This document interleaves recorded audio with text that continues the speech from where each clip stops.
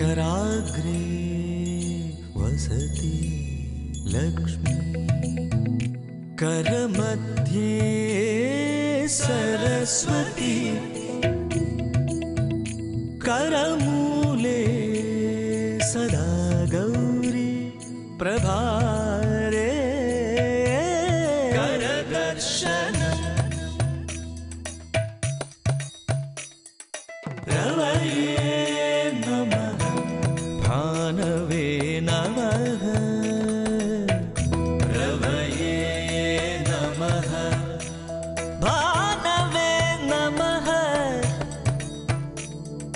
समुद्रवसने देवी पर्वतस्तनमण्डिते विष्णुपत्नी नमस्तुभ्यं पादस्पर्शं क्षमस्व मे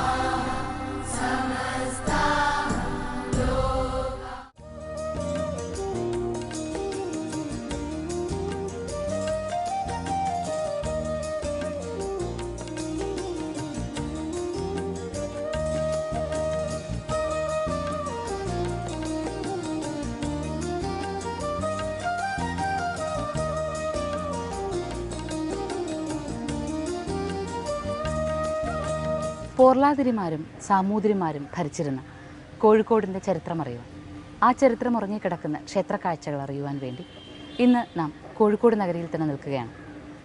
കോഴിക്കോട് നഗരഹൃദയത്തിനോട് ചേർന്ന് കിടക്കുന്ന ഒരു പ്രദേശത്താണ് നാം നിൽക്കുന്നത്. എന്നാൽ ഇവിടെ 14-ാം നൂറ്റാണ്ടിൽ നിർമ്മിച്ചത് എന്ന് കരുതപ്പെടുന്ന പുരാതനമായ ഒരു ദേവീ സാന്നിധ്യമുണ്ട്. ആ ദേവീ സാന്നിധ്യത്തിലേക്ക്, അതിപ്രസിദ്ധമായ ദേവീ സാന്നിധ്യ ഭൂമിയിലേക്കാണ് ഇന്നത്തെ നമ്മുടെ യാത്ര. എന്നാൽ ദിവസത്തെ ദീപ്തമാക്കാം നമുക്ക് അമ്മയുടെ വാക്കുകൾക്കൊപ്പം. ആദ്യം ചിന്താമൃതം.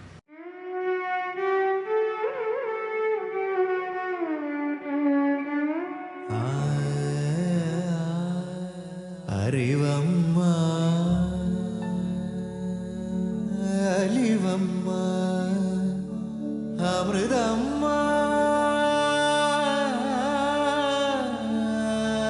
അഖിലം നീ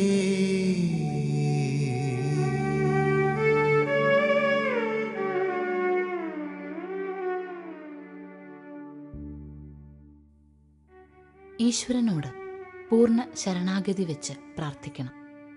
അവിടുത്തെ തത്വമറിഞ്ഞ് ജീവിക്കണം. ഈശ്വരന് വേണ്ടി ഈശ്വരനെ ആശ്രയിച്ചാൽ നമുക്ക് വേണ്ടതെല്ലാം വന്നു ചേരും. ഒന്നിനും കുറവുണ്ടാകില്ല. അമ്മയുടെ ഈ വാക്കുകൾ ഹൃദയത്തിന് ആശ്വാസമേകട്ടെ.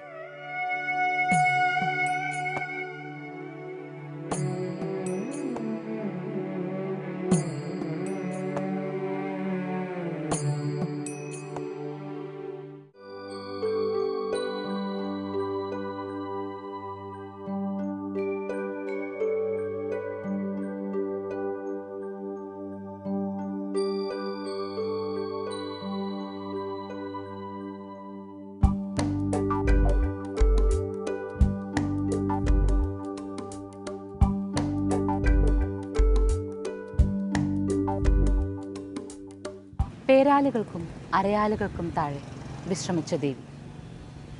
ആ ദേവി അമ്മ പരാശക്തിയാണ്. അമ്മ പരാശക്തിയുടെ സഞ്ചാരങ്ങൾ ഓരോ സഞ്ചാരഭൂമിയിലും വിശ്രമിച്ച പ്രദേശങ്ങളിലെല്ലാം പടർന്നു പന്തലിച്ചു നിന്ന പേരാൽ പിന്നീട് ഒരു ദേശത്തിന് തണലായി മാറി. അമ്മയുടെ വിശ്വാസങ്ങളും അങ്ങനെ തന്നെയല്ലേ? അമ്മയിലുള്ള വിശ്വാസവും അങ്ങനെ തന്നെ. എപ്പോഴും അതൊരു തണലാണ്. പേരാലുകൾ നൽകുന്നത് പോലെ നിൽക്കുന്ന പ്രദേശത്തിനും അകലേക്ക് കൈകൾ നീട്ടി നീട്ടി നീട്ടി എത്രത്തോളം തണൽ നൽകുവാനാകുമോ അത്രത്തോളം തണൽ നൽകുവാൻ ശ്രമിക്കുന്ന വൃക്ഷങ്ങൾ പോലെയാണ് അമ്മയുടെ സ്നേഹവും. അങ്ങനെ ഒരു അമ്മയുടെ സ്നേഹത്തെ അനുഭവിച്ചറിയുവാനാണ് ഇന്നത്തെ യാത്ര. കളരി ദേവതയായി തിന്മകളെയെല്ലാം ഇല്ലാതെയാക്കുന്ന യുദ്ധപരദേവതയായും ഒക്കെ നിലകൊള്ളുന്ന ഭദ്രകാളി ഭാവം അതേപോലെ തന്നെ ഭുവനേശ്വരിയായി ഈ ലോകത്തെ കാത്തുരക്ഷിക്കുന്ന അമ്മയായി കൂടി നിലകൊള്ളുന്നു. അമ്മയുടെ പല ഭാവങ്ങൾ കാണുവാനായി ഭക്തർക്ക് എത്തുവാനാകുന്ന ഒരു ക്ഷേത്രഭൂമിയാണിത്.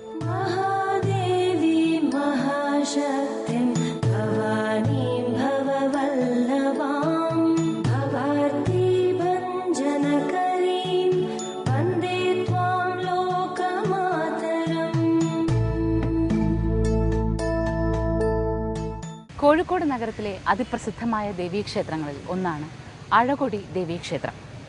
അഴകൊടി ദേവീക്ഷേത്രത്തിൻ്റെ വലിയ വിശാലമായ തിരുമുറ്റത്താണ് നാം നിൽക്കുന്നത്. ഈ തിരുമുറ്റം തന്നെ ആ ദേവീഭാവങ്ങളെ വ്യക്തമാക്കി തരുന്നുണ്ട്. നിരവധി അരയാലുകളും പേരാലുകളും മത്സരിച്ച് വളർന്ന് തണലിട്ട് നിൽക്കുന്ന വലിയൊരു പറമ്പാണ് ഇത്. ക്ഷേത്രവും ക്ഷേത്രത്തെ ചുറ്റി നിൽക്കുന്നതും ആകെ മരങ്ങളാണ്. മരങ്ങളും കാവുകളും ഉണ്ട് ധാരാളമായിട്ട് ഈ ക്ഷേത്രഭൂമിയിൽ. അങ്ങനെയുള്ള ക്ഷേത്രത്തിൻ്റെ വിശാലമായ മുറ്റം, അതിൻ്റെ ആ വിശാലത തന്നെ അകത്ത് ദേവീ സാന്നിധ്യത്തിനും അതിൻ്റെ വിശ്വാസങ്ങൾക്കുമുണ്ട് എന്ന് മനസ്സിലാക്കുമ്പോൾ അഴകൊടി ക്ഷേത്രം എങ്ങനെ കോഴിക്കോടിലെ പ്രസിദ്ധമായ ദേവീക്ഷേത്രമാകുമെന്ന് നമുക്ക് മനസ്സിലാക്കാനാകും. എന്നാൽ അകത്തെ കാഴ്ചകളും അതിൻ്റെ ഐതിഹ്യങ്ങളും ചരിത്രങ്ങളും കൂടി മനസ്സിലാക്കുമ്പോഴാണ് അത് പൂർണ്ണമാകുന്നത്. ഈ ദിവസം നമുക്ക് അനുഗ്രഹമേകുന്നത്, ദർശന സൗഭാഗ്യത്താൽ നമ്മുടെ മനസ്സിനെ പുണ്യം കൊണ്ട് നിറയ്ക്കുന്നത് അഴകൊടി ഭഗവതിയാണ്.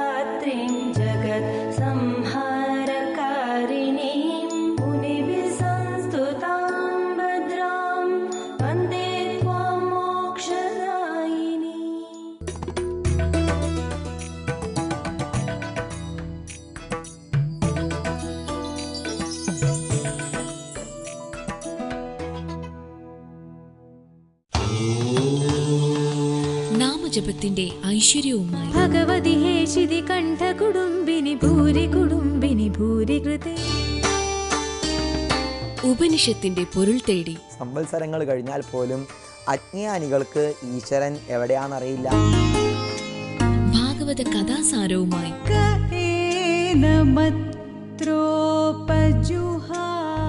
ഭഗം എന്ന് പറയുന്ന ഗുണമുള്ള ഈശ്വരൻ ഈ കാണുന്ന പ്രപഞ്ചത്തെ മുഴുവനും സൃഷ്ടിച്ചു. ഈശ്വര സന്നിധിയിൽ 1000 ദീപങ്ങൾ ഒഴിഞ്ഞ പുണ്യവുമായി നിങ്ങളുടെ സന്ധ്യാനേരങ്ങളെ ഭക്തിയുടെ നൈർമല്യതയിലേക്ക് കൈപിടിച്ചുയർത്തുന്നു സന്ധ്യാദീപം. ദിവസവും വൈകുന്നേരം 6:30.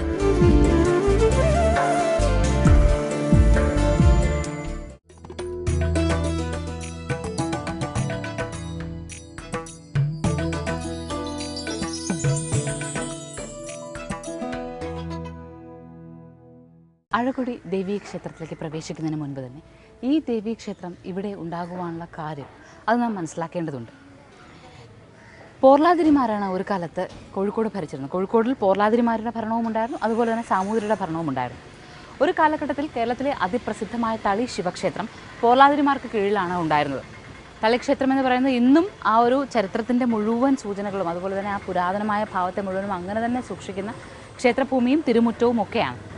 അവിടെ പോർലാതിരിമാർക്ക് ഭരണമുണ്ടാവുകയും സാമൂതിരി കോവിലകത്തെ സ്ത്രീകൾ സ്ഥിരമായി അവിടെ തളി ക്ഷേത്രത്തിൽ തൊഴാൻ പോവുകയും ചെയ്തിരുന്നു. അത് അവരുടെ ഒരു ശീലമായി പോയതുകൊണ്ട് തന്നെ ഇനി ആര് ഭരിച്ചാലും തളി ദേവരെ കാണാതിരിക്കാൻ അവർക്ക് ആകുമായിരുന്നില്ല. അങ്ങനെ സാമൂതിരി കോവിലകത്തെ സ്ത്രീകൾ അവിടെ തൊഴാൻ പോകും.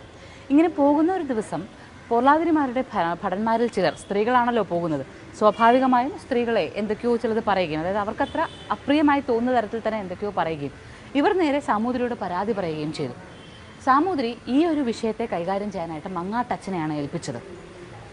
മങ്ങാട്ടച്ഛനാകട്ടെ നേരെ വടക്കൻ കേരളത്തിലേക്ക് ചെല്ലുകയും അവിടുത്തെ നായർ തറവാട്, അന്നെന്ന് വെച്ചാൽ കളരി അഭ്യസിക്കുന്ന നായർ തറവാടുകൾ കൂടുതലുണ്ടായിരുന്നു. ആ നായർ തറവാടുകളിൽ ചെന്ന് കാരണവന്മാരെ കാണുകയും കളരി അഭ്യസിച്ചിരുന്ന കളരി ആശാന്മാരായിരുന്ന നായർ തറവാട്ടിലെ കാരണവന്മാരെ കാണുകയും അവരൊക്കെ ചേർന്ന് ചക്കാല നായൻ എന്ന അദ്ദേഹത്തിൻ്റെ കീഴിൽ ഒരു നായർ പട ഉണ്ടാക്കുകയും നായർ പട ഇവിടെ വന്ന് തളി ക്ഷേത്രത്തിൻ്റെ പടിഞ്ഞാറേ ഗോപുരത്തിൻ്റെ അവിടെ വെച്ച് പോർലാതിരിയുടെ ഭടന്മാരെ തോൽപ്പിക്കുകയും പോർലാതിരിയുടെ കീഴിൽ നിന്ന് തളി ക്ഷേത്രത്തിൻ്റെ അധികാരം സാമൂതിരിക്ക് തിരികെ നേടിക്കൊടുക്കുകയും ചെയ്തു. ഇതിൽ സന്തോഷിച്ച സാമൂതിരി ഒരു ദേശം ആകെ നായർ പടയ്ക്ക് നൽകുകയുണ്ടായി. ആ ദേശമാണ് തിരുത്തിയാട് എന്നറിയപ്പെടുന്നത്. ഇന്നും ആ ദേശം അങ്ങനെ തന്നെ അറിയപ്പെടുകയാണ്. മാത്രമല്ല ആ നായർ പ്രമാണിമാർ പിന്നീട് തിരുത്തിയാട് ഉടയവർ എന്നും അറിയപ്പെടാൻ തുടങ്ങി. ഇതാണ് ഈ ദേശത്തിൻ്റെ ഏകദേശം ഒരു ചരിത്രം. या देवी सर्वभूतेषु विष्णुमायेति शब्दिता नमस्तस्यै नमस्तस्यै नमस्तस्यै नमो नमः. या देवी सर्वभूतेषु चेतनेत्यभिधीयते नमस्तस्यै नमस्तस्यै നമസ്തസ്യൈ നമോ നമഃ. തിരുത്തിയാടിൻ്റെ ഉടയവരായി മാറിയ നായർ പ്രമാണികൾ കളരി ആശാന്മാരായിരുന്നു എന്ന് പറഞ്ഞുവല്ലോ. കളരിക്ക് വലിയ പ്രാധാന്യം കൊടുത്തിരുന്നവരായിരുന്നു അവർ. മാത്രമല്ല അവരുടെ കളരി പരദേവതയെ ആരാധിക്കുവാൻ ഉചിതമായൊരു സ്ഥാനം തിരുത്തിയാട് വേണം എന്നവർ ആഗ്രഹിക്കുകയും ചെയ്തു. തിരുത്തിയാടെന്ന ദേശത്തിൻ്റെ മുഴുവൻ അവകാശവും സാമൂതിരി അവർക്ക് നൽകിയിരിക്കുകയുമാണല്ലോ. അങ്ങനെ അവരുടെ കളരി പരദേവതയെ വെച്ച് ആരാധിക്കുവാൻ വേണ്ടി അവർ തീരുമാനിക്കുകയും തിരുത്തിയാട് ഒരു ക്ഷേത്രം പണിയുകയും ചെയ്തു. ആ ക്ഷേത്രമാണ് ഇന്നത്തെ ഇവിടുത്തെ പ്രധാന ശ്രീകോവിൽ. ആ ശ്രീകോവിലിൽ യുദ്ധപരദേവതയായ ഭദ്രകാളി സാന്നിധ്യമാണ് നിലകൊള്ളുന്നത്. ഇതൊരു പ്രത്യേക രീതിയിലുള്ള നിർമ്മാണമാണ്, മറ്റു ക്ഷേത്രങ്ങളിൽ നിന്ന് വ്യത്യസ്തമായി. 14-ാം നൂറ്റാണ്ടിലാണ് ക്ഷേത്രം നിർമ്മിച്ചതെന്ന് പറയുന്നു. എന്നാലും ഒരു 4 കെട്ടിനകത്തെ ദേവീ സാന്നിധ്യം എന്നതുപോലെയാണ് ദേവി ഇവിടെ കുടികൊള്ളുന്നത്. ശ്രീകോവിൽ നേരെ അകത്താണ്. നാലമ്പലമോ ചുറ്റമ്പലമോ ഒക്കെ നമുക്ക് വേർതിരിച്ച് കാണാനാകാത്ത രീതിയിൽ ഒന്നു ചേർന്ന മാതൃകയിലാണ്. അകത്തേക്ക് നേരെ പ്രവേശിച്ചാൽ ശ്രീകോവിലിന് തിരുമുന്നിൽ തന്നെ നമുക്ക് ചെന്ന് നിൽക്കാനാകും.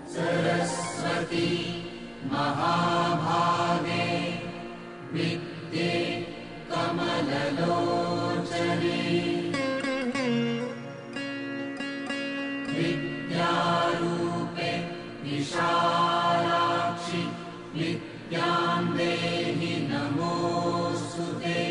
പ്രപഞ്ചത്തെ മുഴുവനും കാത്തുരക്ഷിക്കുന്ന ആ ലോകമായയുടെ ശക്തിപ്രഭാവത്തെ അനുഭവിച്ചറിയുവാനുള്ള ഭാഗ്യമാണ് നമുക്ക് ലഭിക്കുന്നത്.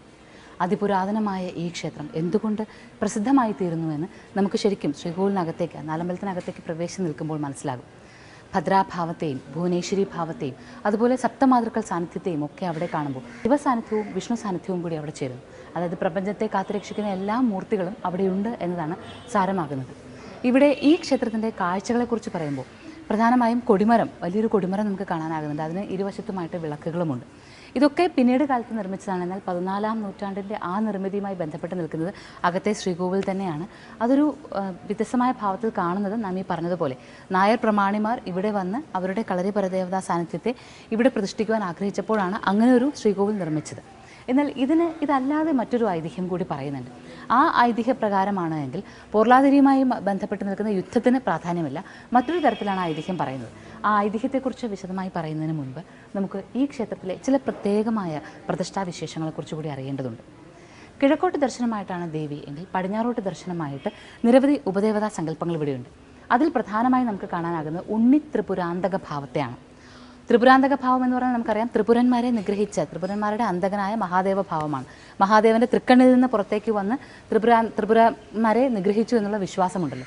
ആ വിശ്വാസവുമായി ബന്ധപ്പെട്ട് നിൽക്കുന്ന ഇവിടെ ഉണ്ണി ത്രിപുരാന്തകൻ എന്ന് പറയുമ്പോൾ 2 സങ്കല്പങ്ങളാണ്. ഒന്ന്, ആ തൃക്കണ്ണിൽ നിന്ന് പുറത്തേക്ക് വന്ന അതേ ഭാവം. അതല്ലാതെ ഭദ്രകാളി ഭാവത്തിൻ്റെ ഉഗ്രതകളെ, രൗദ്രഭാവത്തെ കുറയ്ക്കുന്നതിനായി ഭഗവാൻ കൈക്കണ്ട ഉണ്ണി രൂപമുണ്ടല്ലോ, ഉണ്ണി ശിവരൂപം.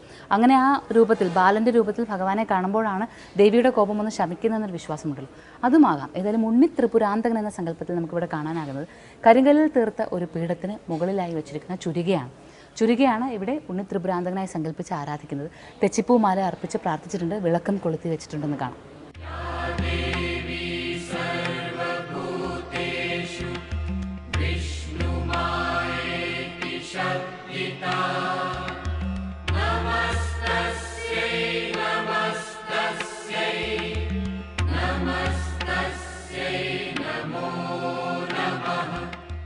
ഉണ്ണി ത്രിപുരാന്തകന് മുന്നിൽ പ്രാർത്ഥിച്ചാൽ പിന്നീട് പടിഞ്ഞാട്ട് തന്നെ ദർശനമായിരിക്കുന്ന ഗണപതിക്ക് മുന്നിൽ നാം എത്തുന്നു. ഗണപതിക്ക് മുന്നിലെത്തുമ്പോൾ ഇവിടെ ഗണപതി ഹോമവും അതുപോലെ തന്നെ ഗണപതിക്ക് തിരുമുന്നിൽ തന്നെ മുട്ടറക്കൽ വഴിപാട് നടക്കുന്നുണ്ട് എന്നുള്ളതിൻ്റെ സൂചനകളുമായി ഹോമത്തിന് വേണ്ടുന്ന തയ്യാറെടുപ്പുകളും അതുപോലെ തന്നെ മുട്ടറക്കലിന് വേണ്ടിയിട്ടുള്ള ശിലയും കാണാം. ഇത് രണ്ടും കഴിഞ്ഞാൽ കിരീടം ചാർത്തി, വെള്ളി കിരീടം ചാർത്തിയിട്ടുള്ള ഗണപതി വിഗ്രഹമാണ് ഇവിടെയുള്ളത്. കർഗമാല ചാർത്തി വിളക്ക് കത്തിച്ച് ആരാധിച്ചിരിക്കുന്നുവെന്ന് കാണാം. ക്ഷേത്രവുമായി ബന്ധപ്പെട്ട് മറ്റു ചില ഐതിഹ്യങ്ങൾ കൂടി ഉണ്ടെന്ന് നേരത്തെ പറഞ്ഞുവല്ലോ. ആ ഐതിഹ്യം നമുക്ക് ലഭിക്കുന്നത് കണ്ണോട്ട് കുടുംബം എന്നറിയപ്പെടുന്ന കുടുംബത്തിലെ ചില എഴുത്തുകളിൽ നിന്നാണ്. അവരിൽ നിന്ന് ലഭിച്ചിരിക്കുന്ന ചില രേഖകളിൽ നിന്നാണ്. അതിൽ പറയുന്നത് പ്രകാരമാണെങ്കിൽ ഒരു കാലത്ത് ദേവിയുടെ സഞ്ചാരം നടത്തുകയും ഇങ്ങനെ വടക്കൻ ദേശങ്ങളിലൂടെ സഞ്ചരിക്കുന്ന സമയത്ത് പുതൈക്കുളത്തുനിന്ന ഒരു പ്രദേശത്തെത്തി അവിടെ എത്തിയ ദേവി ഒരു പേരാലിൻ ചുവട്ടിൽ വിശ്രമിക്കുകയും ചെയ്തു. ഈ സമയത്ത് ചെറുതല തറവാട്ടിലെ ഒരു സ്ത്രീ, അരിക്കാട്ടി എന്നായിരുന്നു അത്ര ആ സ്ത്രീയുടെ പേര്, ആ സ്ത്രീ കുളിക്കുവാനായി ചെല്ലുകയും കുളിച്ചു കഴിഞ്ഞ് തിരിച്ചു വന്നപ്പോൾ ദേവി ആ സ്ത്രീയുടെ ശരീരത്തിലേക്ക് ആവാഹിക്കുകയും ചെയ്തു. അല്ലെങ്കിൽ പിന്നീട് അത് ദേവീ സാന്നിധ്യത്തിൻ്റെ ലക്ഷണങ്ങൾ ആ സ്ത്രീ പ്രകടിപ്പിക്കുവാൻ തുടങ്ങി, ദേവിയായി തന്നെ കരുതാൻ തുടങ്ങി. ഇത് കണ്ടപ്പോൾ അതിന് എന്തെങ്കിലും കാരണമുണ്ടാകുമെന്ന് മനസ്സിലാക്കിയ കാരണവന്മാർ പ്രശ്നം വെച്ച് നോക്കുകയും ദേവീ സാന്നിധ്യം ഉണ്ട് എന്ന് മനസ്സിലാക്കുകയും ദേവിയുടെ പ്രതിഷ്ഠ യഥാവിധി നടത്തേണ്ടതുണ്ടെന്ന് മനസ്സിലാക്കുകയും ചെയ്തു. അങ്ങനെയാണെങ്കിൽ തിരുത്തിയാടുള്ള ശാസ്താക്ഷേത്രത്തിന് അരികിലായി ദേവീ പ്രതിഷ്ഠ നടത്താം എന്ന് വിചാരിക്കുകയും അതിനു വേണ്ടുന്ന സ്ഥലം കണ്ടെത്തുകയും ചെയ്തു. അരിക്കാട്ടി അമ്മയുടെ ദേഹത്തേക്ക് ദേവിയുടെ സാന്നിധ്യത്തെ കണ്ടതിനു ശേഷം പിന്നീട് തൊട്ടടുത്ത ശാസ്താ സന്നിധിക്ക് അരികിലായി ദേവീ ക്ഷേത്രം നിർമ്മിക്കാം എന്നത് കേട്ട സാമൂതിരി അരിപ്പൂക്കൊട്ട എന്നൊരു കാടാകെ വെട്ടിത്തെളിക്കുകയും അവിടെ ദേവീ ക്ഷേത്രം സ്ഥിതി ചെയ്യുന്നതിന് വേണ്ടുന്ന എല്ലാ സൗകര്യങ്ങളും ചെയ്തു കൊടുക്കുകയും ചെയ്തു. അങ്ങനെയാണ് ആദ്യം ഒരു ക്ഷേത്രമുണ്ടായത്. അത് അരിക്കാട്ട് കാവെന്നാണ് അറിയപ്പെട്ടിരുന്നത്. അരിക്കാട്ടി ഭഗവതി എന്നാണ് ദേവി ആദ്യം അറിയപ്പെട്ടിരുന്നത്. ഇതും അന്ന് ഒരു കാലത്ത് കാവായിരുന്നു. പിന്നീട് വന്ന സാമൂതിരിമാരുടെ കാലത്താണ് ഇതൊരു മഹാക്ഷേത്രമായി മാറിയതും കാവ് എന്ന നാമത്തിൽ നിന്ന് ഭഗവതി ക്ഷേത്രം, മഹാക്ഷേത്രം എന്ന നാമത്തിലേക്ക് ഇത് വരികയും ചെയ്തത്. അങ്ങനെ ദേവീഭാവത്തിൻ്റെ വിശ്വാസങ്ങളെ അറിഞ്ഞുകൊണ്ട് നിരവധി സങ്കല്പങ്ങളിരിക്കുന്ന ക്ഷേത്രഭൂമിയിൽ ഇനിയും സങ്കല്പങ്ങളെക്കുറിച്ച് പറയുവാൻ ഏറെയുണ്ട് എന്ന് മനസ്സിലാക്കിക്കൊണ്ട് നാം മുന്നോട്ട് സഞ്ചരിക്കുകയാണ്.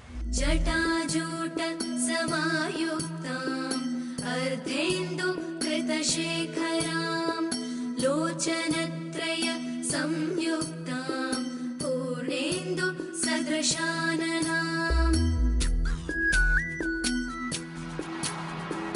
അതസി പുഷ്പവർണാഭാം സുപ്രതിഷ്ഠാം സുലോചനാം നവയൗവന സമ്പന്നാം സർവാഭരണഭൂഷിതാം സർവാഭരണഭൂഷിതാം.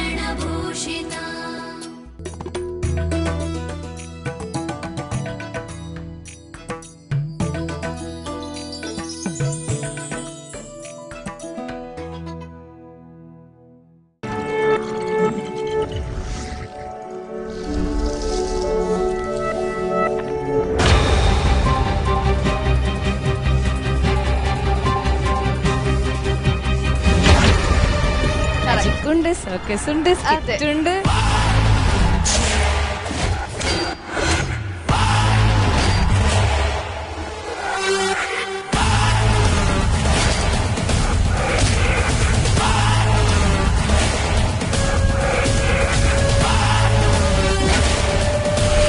ഗ്രാൻഡ് മാജിക്കൽ സർക്കസ് വെള്ളി ശനി ദിവസങ്ങളിൽ രാത്രി 8 മണിക്ക്.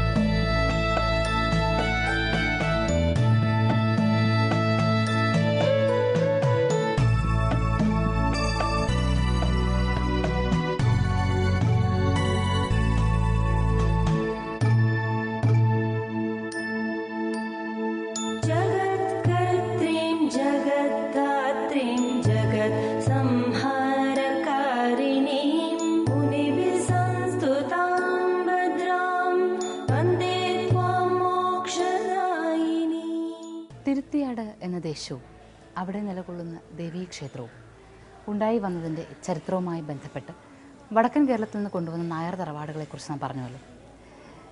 ഇതിനു പിന്നിൽ മറ്റു ചില ഐതിഹ്യങ്ങളും വിശ്വാസങ്ങളും ഒക്കെയുണ്ട്.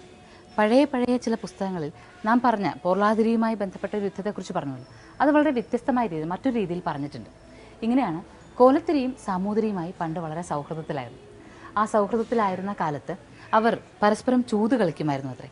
ചൂത് കളിച്ചുകൊണ്ടിരുന്ന സമയത്ത് ഒരിക്കൽ കോലത്തിരി സാമൂതിരിയോട് തമാശയായിട്ട് ചോദിച്ചു, മൂരി കുത്തുമോ എന്ന്. സാമൂതിരി എന്ന പേരിൽ മൂരി ഉണ്ടല്ലോ, മൂരി കുത്തുമോ എന്ന് ചോദിച്ചു.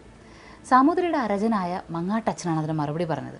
കോലത്തിരി കത്തുമോ എന്നായിരുന്നു മങ്ങാട്ടച്ഛൻ തിരിച്ചു ചോദിച്ചത്. താൻ ചോദിച്ചതിന് മറുപടി അരജൻ പറഞ്ഞത് തന്നെ കളിയാക്കിക്കൊണ്ടാണെന്ന് മനസ്സിലാക്കിയ കോലത്തിരി പരിഭവിച്ചാണ് അന്ന് അവിടുന്ന് മടങ്ങിപ്പോയത്. ആ പരിഭവവും പിന്നീടുണ്ടായ സംഭവങ്ങളുമാണ് ഈ ക്ഷേത്രത്തിന് കാരണമായതെന്നൊരു ചരിത്രമുണ്ട്. യാ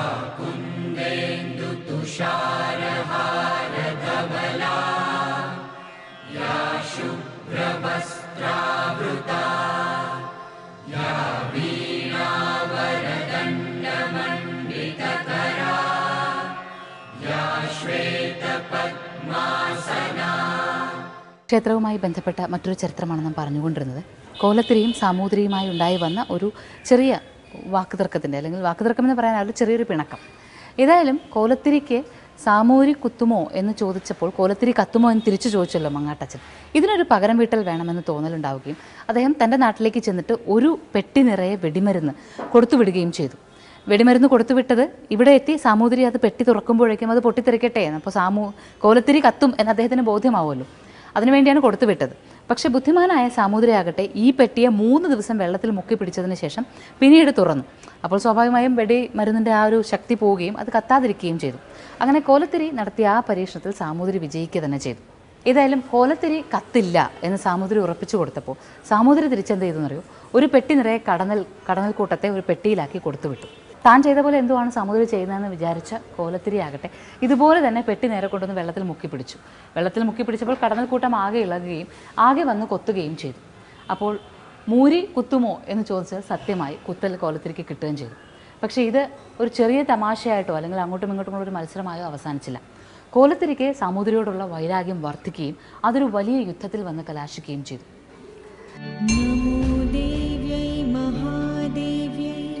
शिवायै सततं नमः नमः प्रकृतये भद्रायै नियताः प्रणतास्मतां रौद्रायै नमो नित्यायै गौर्यै धात्रे नमो नमः ज्योत्स्नायै चेन्दुरूपिण्यै सुखायै सततं नमः. കോലത്തിരി നടത്തിയ യുദ്ധത്തിൽ സാമൂതിരി പരാജയപ്പെടുകയും കോലത്തിരിയുമായി ഒരു കരാർ വ്യവസ്ഥ ഉണ്ടാക്കുകയും ചെയ്തു. മാസാമാസം ഒരു സൈന്യത്തിലെ ഒരാളും പണവുമായി അവിടെ ചെന്നുകൊള്ളാമെന്നായിരുന്നു ആ ഒരു കരാർ. അതങ്ങനെ കുറേ കാലം തുടരുകയും പിന്നീട് ഈ കാരണവന്മാർ, അല്ലെങ്കിൽ ഈ തറവാട്ടിലെ നായർ തറവാട്ടിലെ നായർ പ്രമാണിമാർ വന്ന് കോലത്തിരിക്ക് മുന്നിൽ ഈ വസ്തുക്കൾ കാഴ്ചവെക്കുവാൻ ചെല്ലുകയും കോലത്തിരിയുടെ ശിരസറുത്ത് കൊണ്ടുവന്ന് സാമൂതിരിക്ക് കാഴ്ചവെക്കുകയും ചെയ്തു എന്നൊക്കെ ഒരു പഴയ കഥ. ഇത് എത്രത്തോളം ആധികാരികതയുണ്ട് നമുക്കറിയാനാകില്ല. പക്ഷേ പഴയ ചില പുസ്തകങ്ങളിൽ ഈ ഒരു ക്ഷേത്രവുമായി ബന്ധപ്പെട്ട ചില വിശ്വാസങ്ങൾ അങ്ങനെയാണ്. ഇതിൽ സന്തുഷ്ടനായി കോലത്തിരിയെ പരാജയപ്പെടുത്തി കൊണ്ടുവന്ന നായർ പ്രമാണിമാരോട് സന്തോഷത്തിലായ സാമൂതിരിയാണ് പിന്നീട് പല ദേശങ്ങളും, അതായത് ഇന്നത്തെ ഈ തിരുത്തിയാട് മാത്രമല്ല ഇതിന് ചുറ്റുവട്ടത്തുമുള്ള പല ദേശങ്ങളും സാമൂതിരി നാട്ടുപ്രമാണിമാർക്ക്, അതായത് ഈ നായർ പ്രമാണിമാർക്ക് നൽകി എന്നാണ് ചരിത്രം. या देवी सर्वभूतेषु विष्णुमायेति शब्दिता नमस्तस्यै नमस्तस्यै नमस्तस्यै नमो नमः. या देवी सर्वभूतेषु चेतनेत्यभिधीयते नमस्तस्यै नमस्तस्यै नमस्तस्यै नमो नमः.